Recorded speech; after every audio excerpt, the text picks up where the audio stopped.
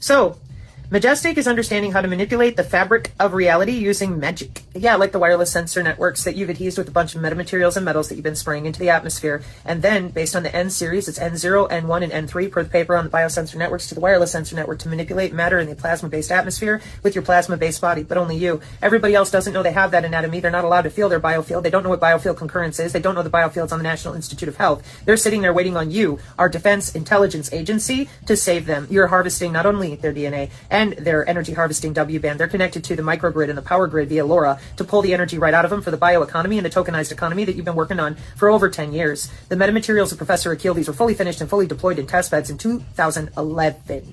And so you've all been sitting here going to augmentation conferences, practicing with those air molecules to drive the drone with only your visualization and your thoughts since 2009. I have more papers now.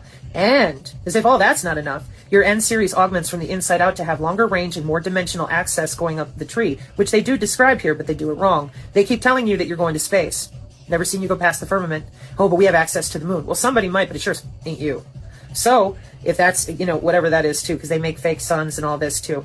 I don't want to get into it. I'm trying to leave that for other people to either talk about it or don't, because I'm really busy. But if you don't, Project Luna with NASA, when you log in, it says MRI. You guys are not in space. You have different equipment that's hovering around us, low Earth orbit, but you've had that since 1865. No problem. That's with UW Whitewater. I was there. I saw the HP Sense is who helped you with your sentient world simulation research before they turned it into the global information grid in 2005 with the Killbox update, 2006. Those are the papers I've already loaded with the Joint Chief of Staff and the PDF on the global information grid in 2009. And then you come into SIPRNet, NIPRNet, and the 2014 Computer Weekly article with the drone warfare and network-centric warfare being a problem with the international community. And there we are. And then they talk about Obama and his people just drone striking whoever they want. They weren't talking about the sandbox. They're talking about your civilian environment. That's why Jade Helm was run in 2015 for on-the-ground logistics.